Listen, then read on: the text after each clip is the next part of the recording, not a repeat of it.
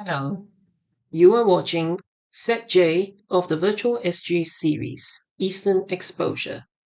This itinerary begins and ends at Tourism Court, Orchard Spring Lane, and is a combination of coach and walking sections. The theme of this tour is Eastern Exposure, and as the name implies, it exposes viewers to sights and sounds of Eastern Singapore. This tour will make 3 stops. The first being Changi Chapel and Museum on the far eastern end of the island.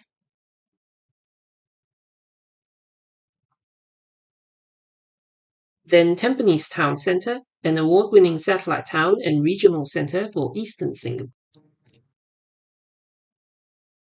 And lastly, an ethnic Peranakan business midway back towards the city.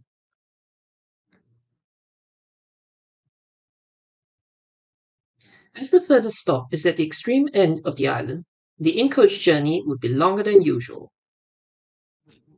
Both the in-coach and walk-in journeys will be covered in this video. The in-coach journey begins at Tourism Court, head offices of the Singapore Tourism Promotion Board.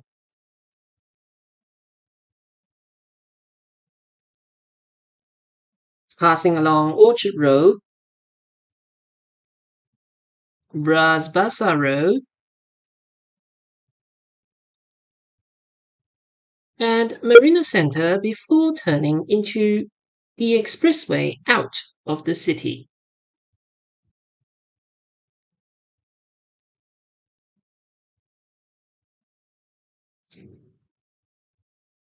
A good introduction in coach would be to orientate the visitor to their whereabouts and then set the context for the rest of the tour.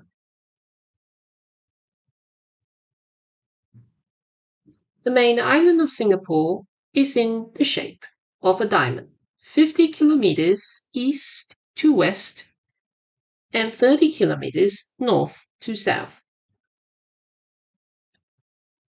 Within the city, urban planners create specialized districts to enjoy economies of scale in the use of infrastructure.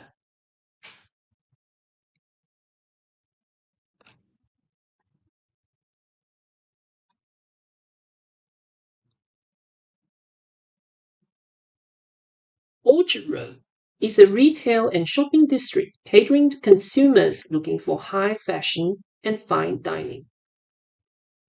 It is anchored by malls on either side, with the red-colored facade of Ngee City being a popular choice for events and families.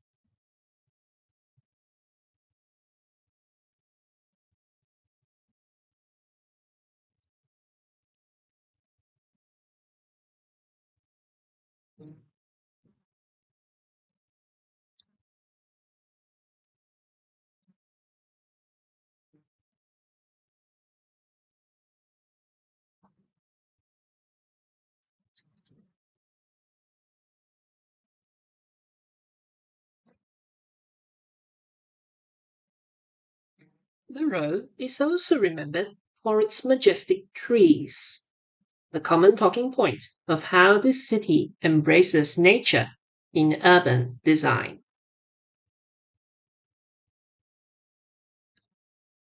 On Christmas, lights and baubles dazzle from the trees' canopies in the festive spirit of gift giving and shopping.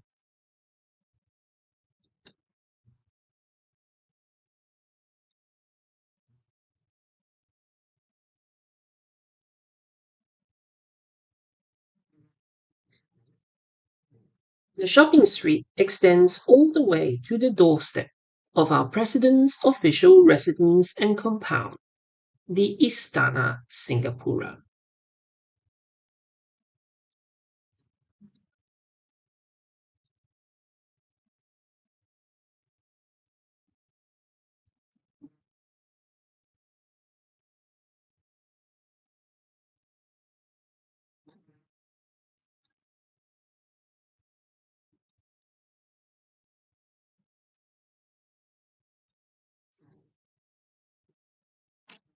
The residence is not normally open to public access, but a free heritage gallery across the road displays selected treasures from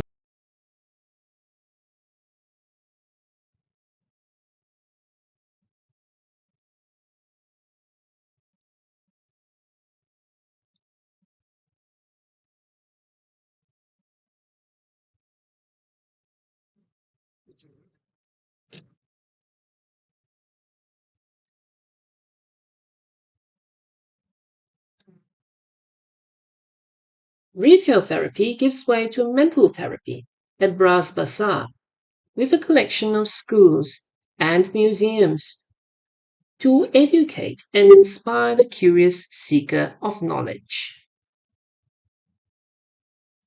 These include School of the Arts, Singapore Management University,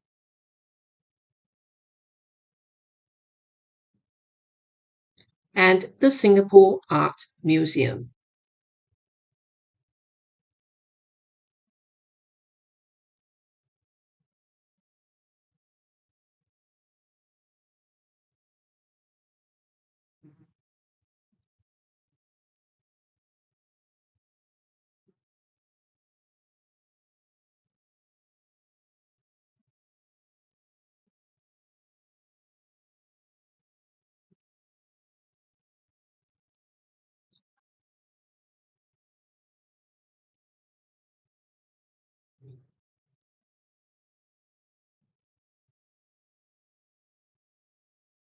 For the more business minded, Marina Centre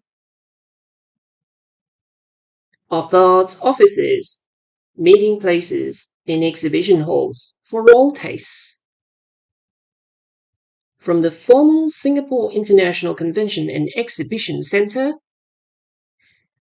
at Suntec City to the Formula One pit building and Singapore Flyer capsule.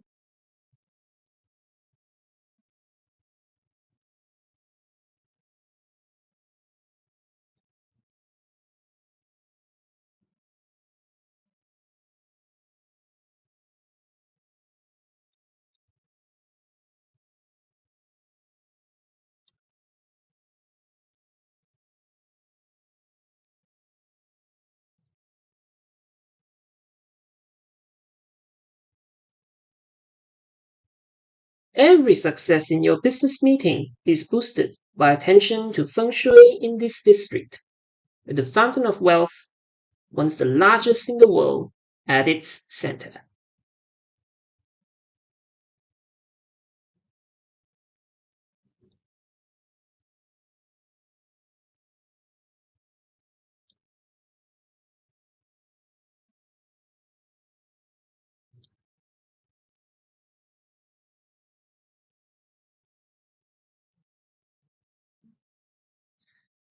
As we trundle along the East Coast Parkway, the bus ascends the tallest vehicular bridge in Singapore at 29 meters to offer a view of the longest river in Singapore, the Kallang River at 10 kilometers.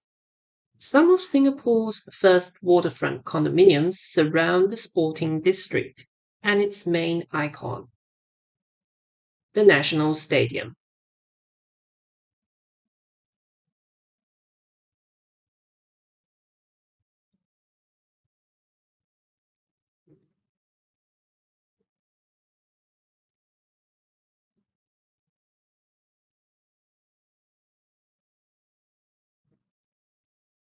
The National Stadium is also the largest dome structure in the world, sheltering 55,000 spectators at maximum capacity. Completed in 2014 in time for the 2015 Southeast Asian Games, the Sports Hub, as it is locally known, also includes an aquatic center, water sports center, a library, an indoor rock climbing wall, and other community facilities.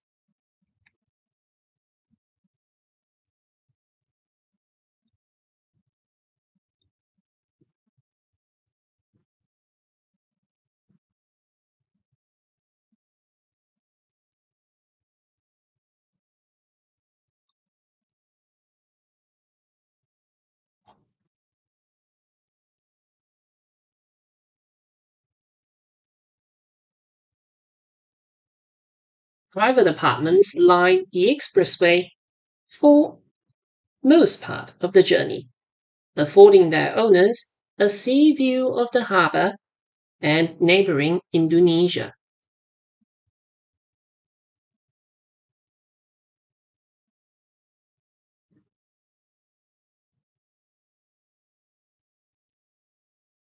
Historically, the East Coast has been an easy and quick getaway for Singaporeans then and now who seek the sun, sea, and sand.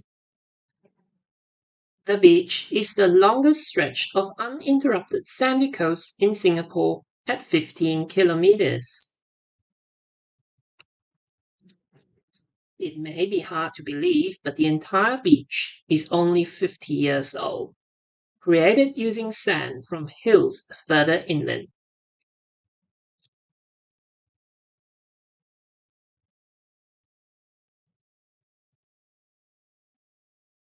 The original coastline,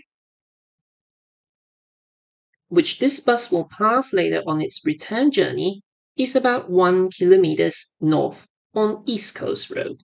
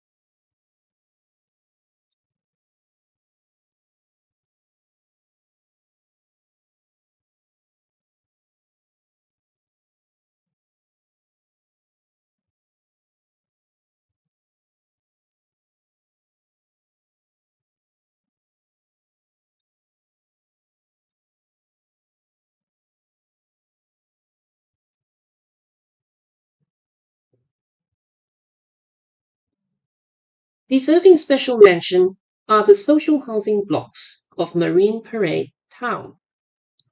Notice the more Spartan and open concept design of the estate grounds, in contrast to the gated private condominiums that come with facilities that pamper the rich.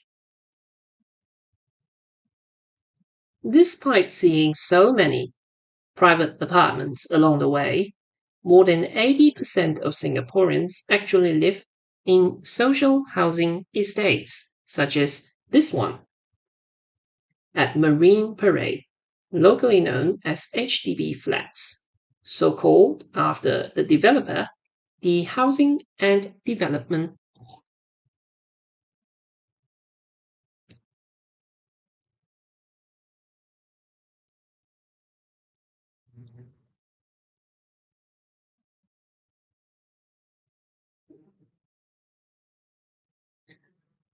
These housing units are substantially cheaper when purchased directly from the government, although recently apartments with seafront views such as this have crossed the $1 million threshold in the secondary resale market.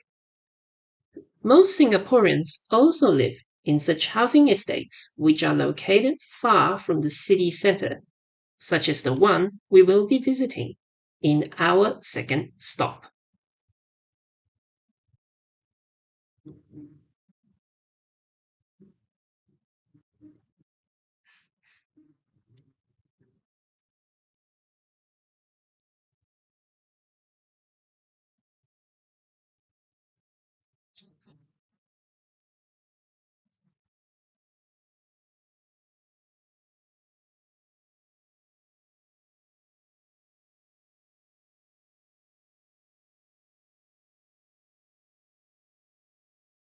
While the distance may necessitate the need for private transport in the form of cars, the prohibitive cost of maintaining and owning one in Singapore and the efficiency of public transportation leads many to think carefully before committing to a depreciating asset.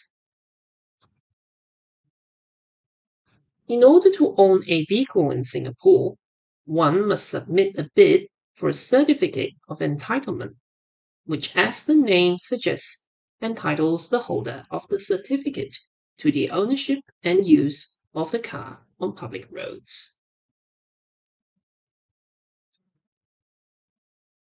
This certificate, whose supply is limited by the number of cars deregistered, is auctioned to the highest bidder at fortnightly intervals. Currently, the price of one such certificate, which has a validity of 10 years, is in the range of $90,000 to $120,000 for a car.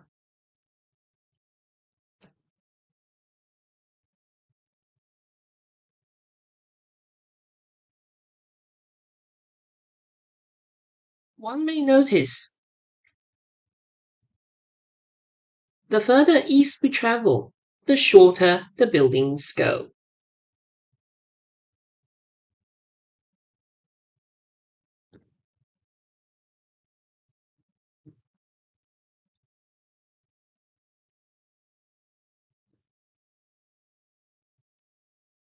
Disappearing,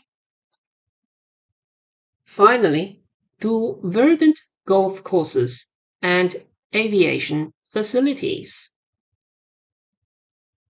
The airport of Singapore, Changi Airport, dominates the eastern end of Singapore.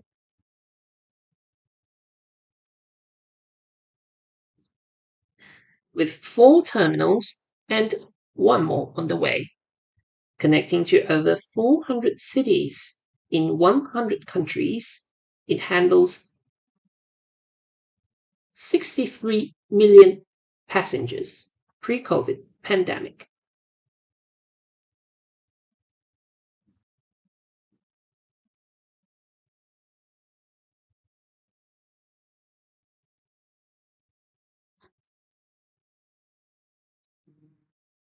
This airport began operations in 1981.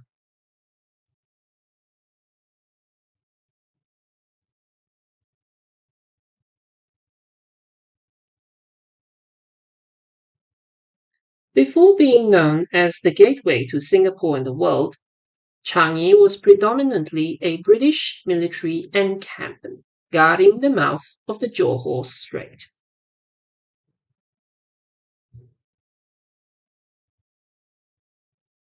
It is further etched into the memories of up to 50,000 prisoners of war between 1942 and 1945 during the Japanese occupation of Singapore.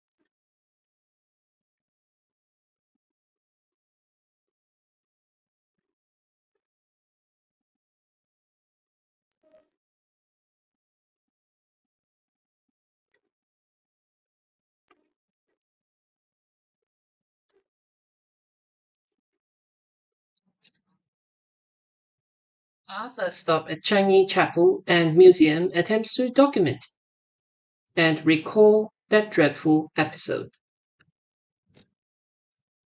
The chapel is a replica of the original, which was dismantled and sent to Canberra after the war. The simplicity of the chapel stems from the scarcity of resources at that time, using whatever materials there were within the prison compound. The importance of God cannot be overstated in the face of the horrors of internment, when rations were few and maladies were plentiful. The loss of friends sent to work on the death railway added to the pain and suffering.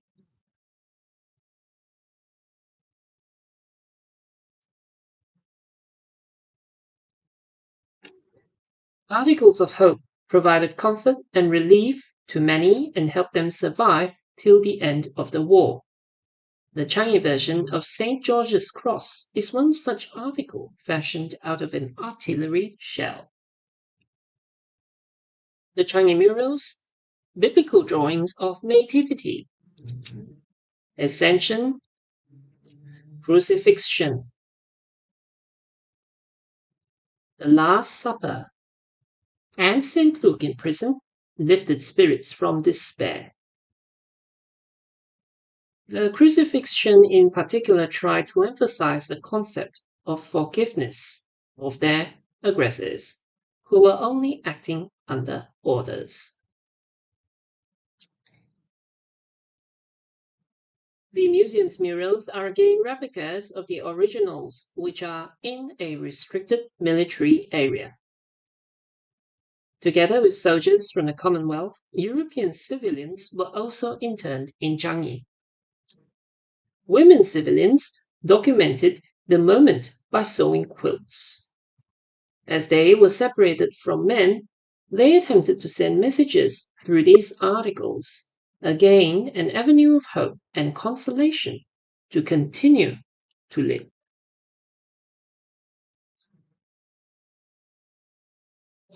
By the conclusion of the war, 16,000 out of 60,000 Allied prisoners sent to build the death railway had died.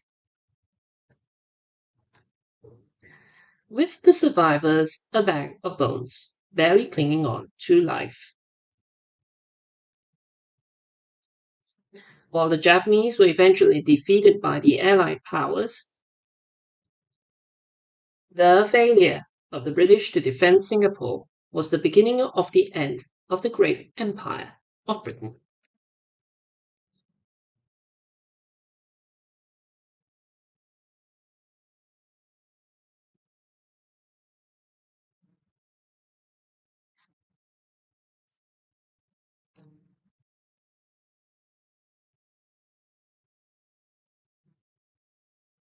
In the vicinity is the sole remaining prison complex in Singapore, Changi Prison. Prisons all over the island were consolidated from 14 into one mega complex.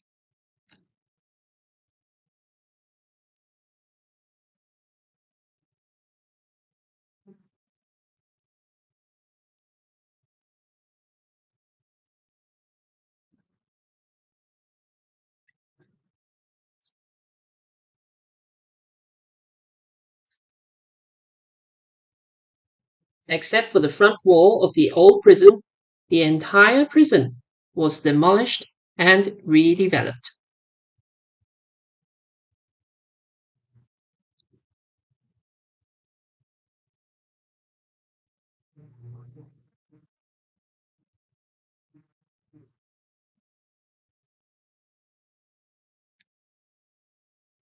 We leave Changi and make our way into one of Singapore's largest satellite towns.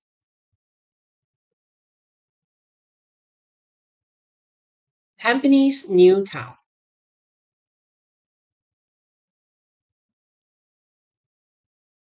Some 260,000 people call this place their home, and if planners have it their way, even more will do so in the future.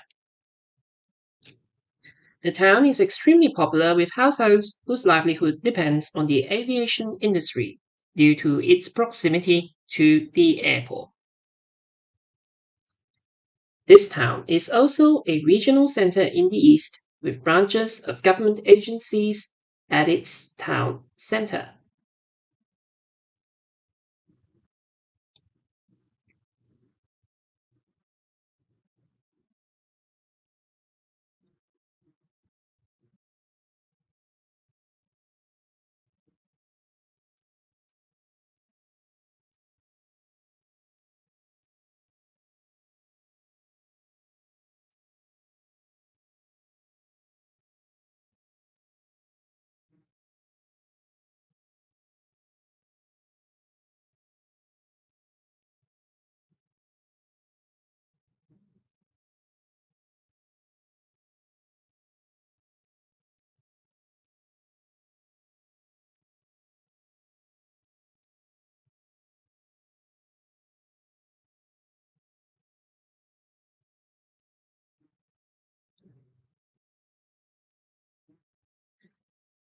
Satellite towns and new towns are a concept introduced by British planners in the early 20th century to address the issue of overcrowding in the city. A satellite town comprises housing divided into smaller precincts served by a neighborhood center of commercial services.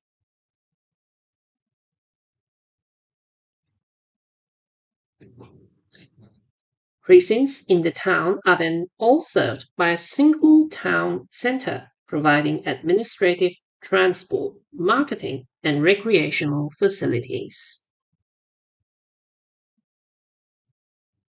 The fringes of the town would be allocated to industries that offer jobs to residents.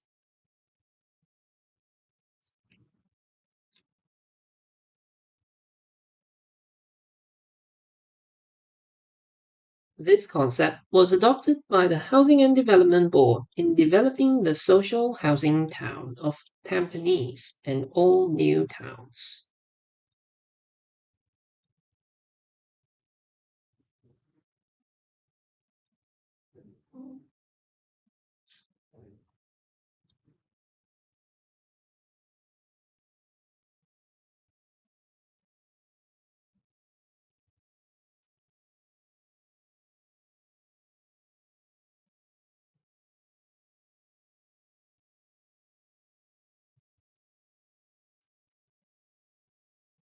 By 1992, the Housing Board's design was good enough to be recognized in the United Nations World Habitat Award.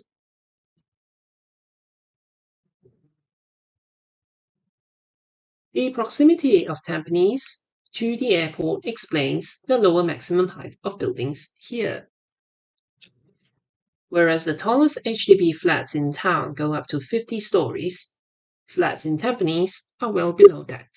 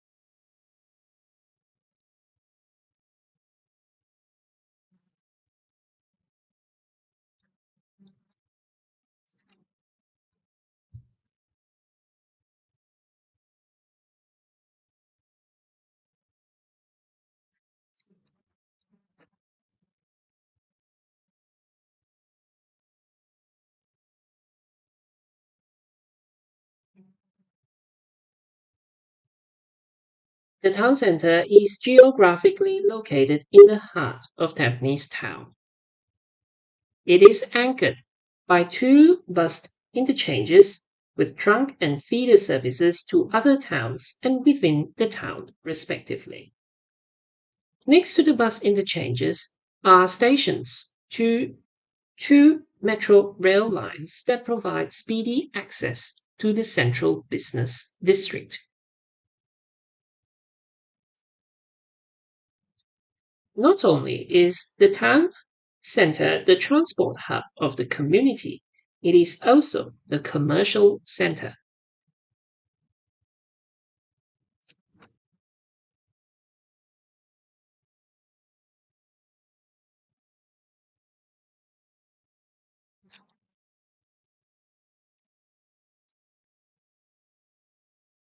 In this town, there are three shopping malls and several more office buildings of government agencies and other state owned enterprises.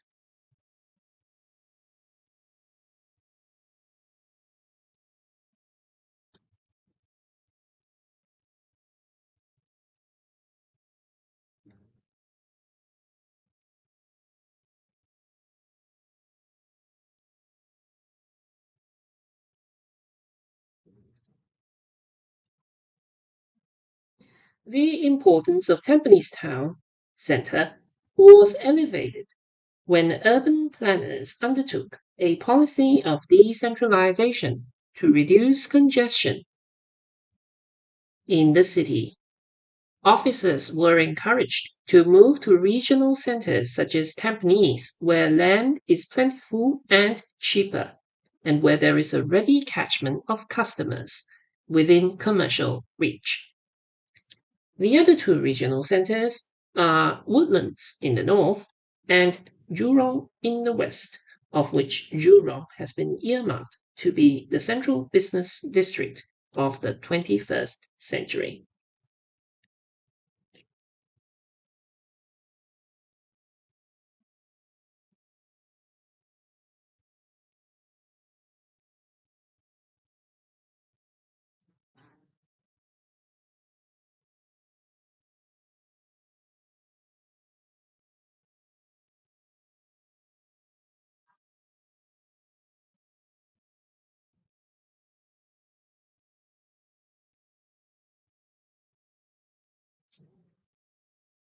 The town of Tampines takes its name after the Malay name for ironwood tree.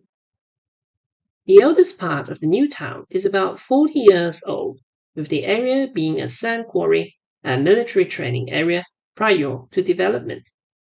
A sample of this tree is enclosed in a patch of land between the MRT station and the bus interchange.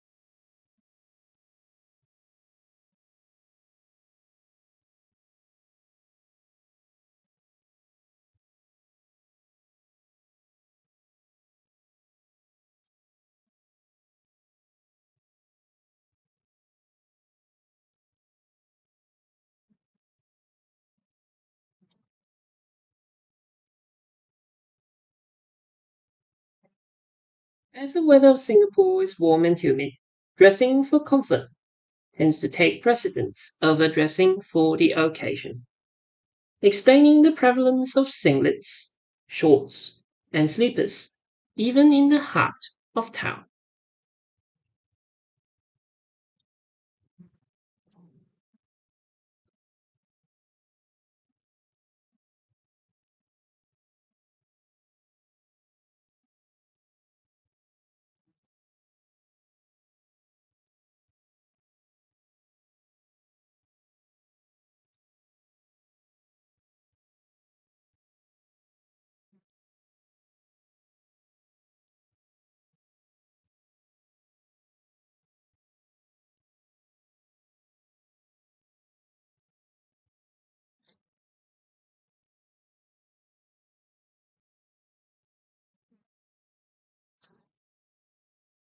As we take leave of Tampines Town, our Tampines Hub presents itself at the junction of Tampines Avenue 5 and 4. This is the first integrated community building incorporating sporting facilities, town council offices, public library, market and food center in a single monolith. Conventionally, these amenities were standalone designs located in their individual buildings within proximity to each other.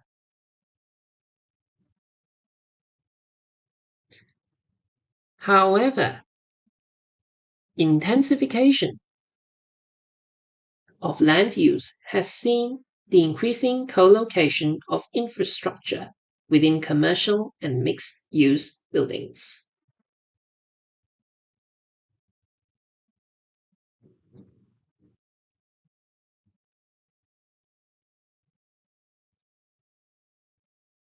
While these buildings offer a certain level of convenience,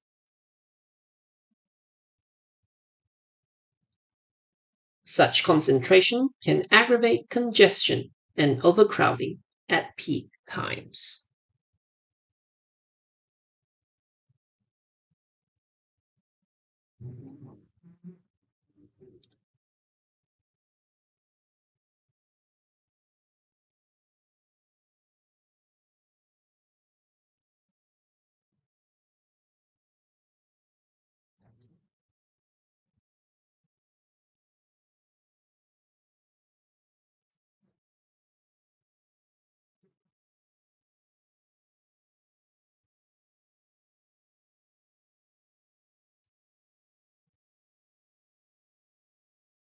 The bus enters the Island Expressway with a westerly heading.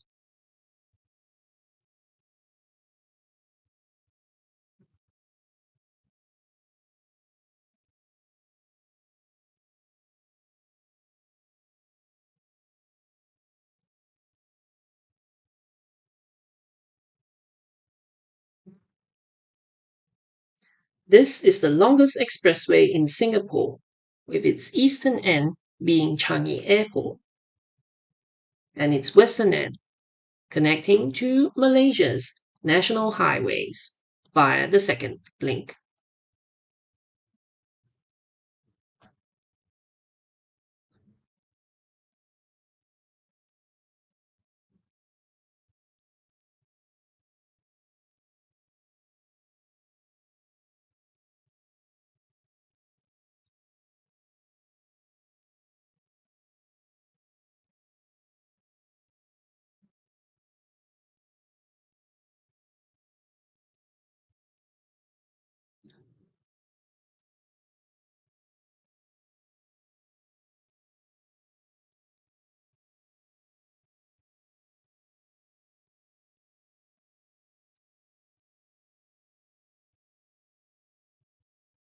Where we are traveling, the expressway cuts across the industrial estates of Eunos and Ubi. These light industries have the advantage of being nearer to commercial areas and residential areas, offering a ready pool of workers to fill vacant positions.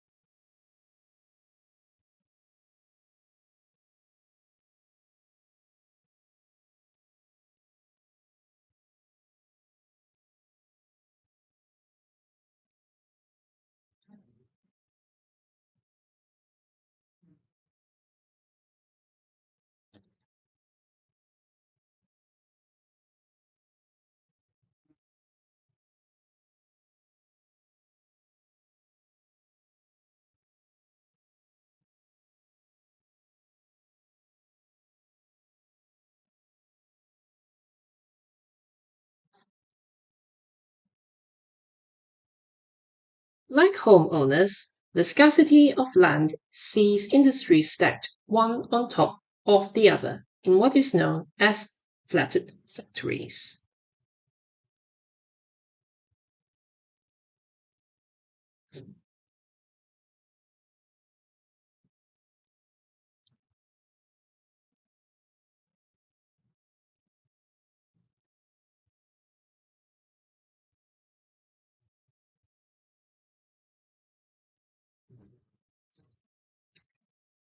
Industries that have the privilege of being sited here as opposed to Jurong tend to be less pollutive and detrimental to the surrounding environment. These include foods manufacturing, distribution and warehousing, tech development, packaging, printing, etc.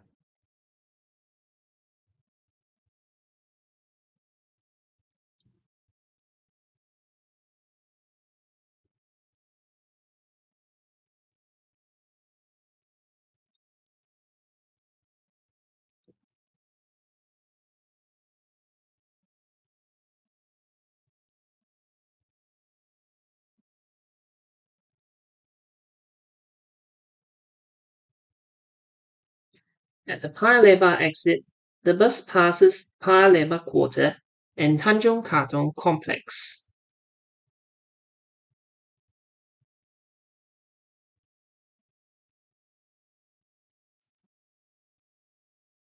Down Tanjong Katong Road. This suburban district was already before independence and the advent of high-rise buildings in existence.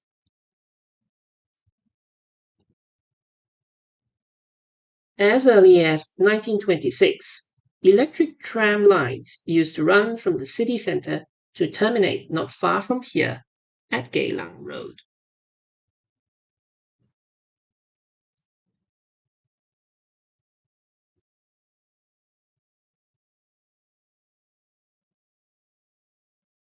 The original coastline, its calm waters and sandy beaches were also within reach.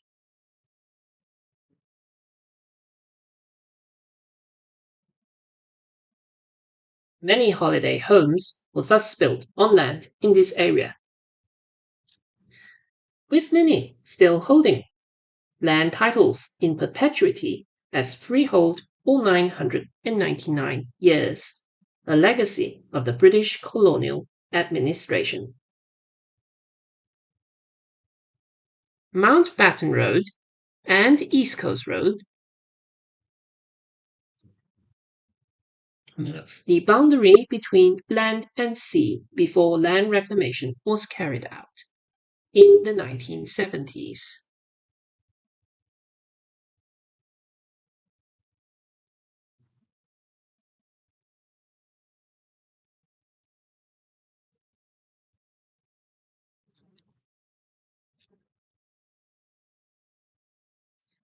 This act of creating land from the sea was witnessed by pre-war shop houses.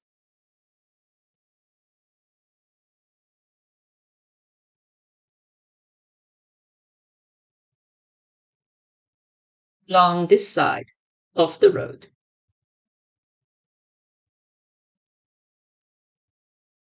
Some dating back to the 1920s.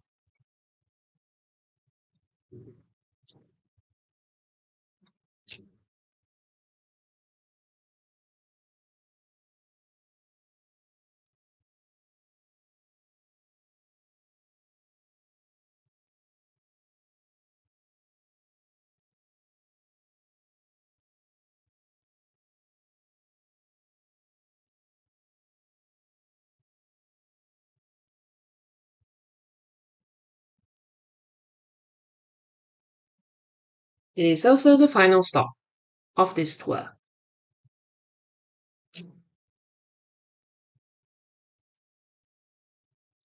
The Kueh restaurant and gallery has a heritage that is Peranakan, Malay for locally born.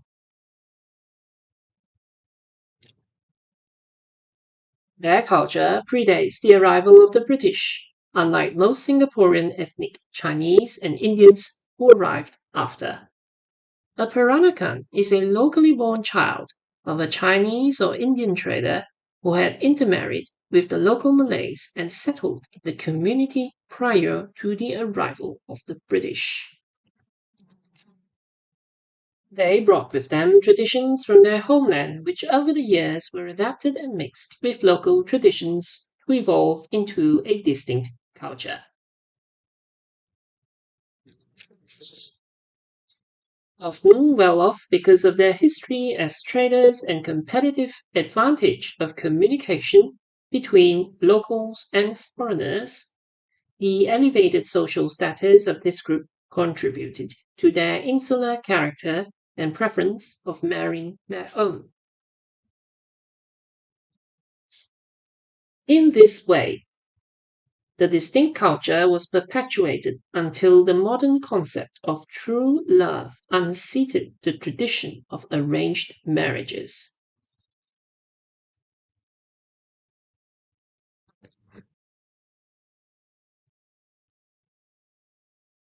While much of the heritage and tradition of Peranakans are dissolving into the annals of time, Their cuisine persists, sustained by its commercial viability. Here, we explore the many cakes and pastries of the Nyonya woman. This outlet prides itself with the Nyonya dumpling,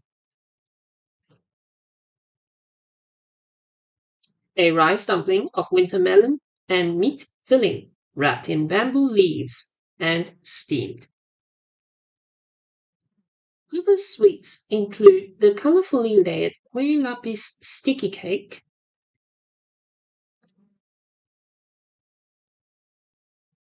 the tapioca and coconut Kueh bingka ubi cake, and the coconut sugar filled Kueh dada roll.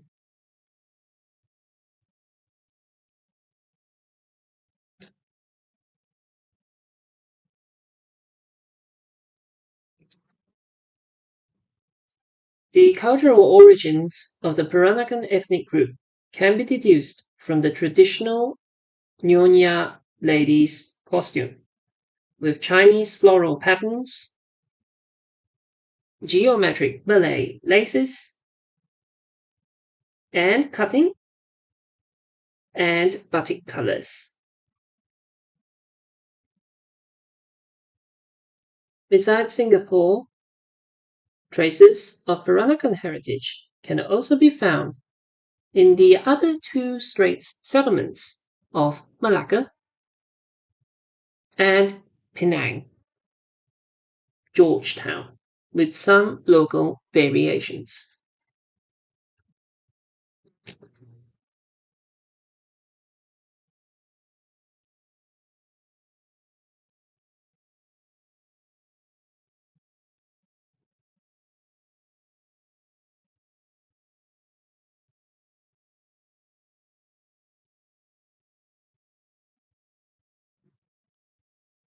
Most people fly into Singapore and head straight for the icons of the city, skipping everything in between. This tour has attempted to cover the gap between Changi Airport and the Merlion, and therein expose one to the character of Eastern Singapore.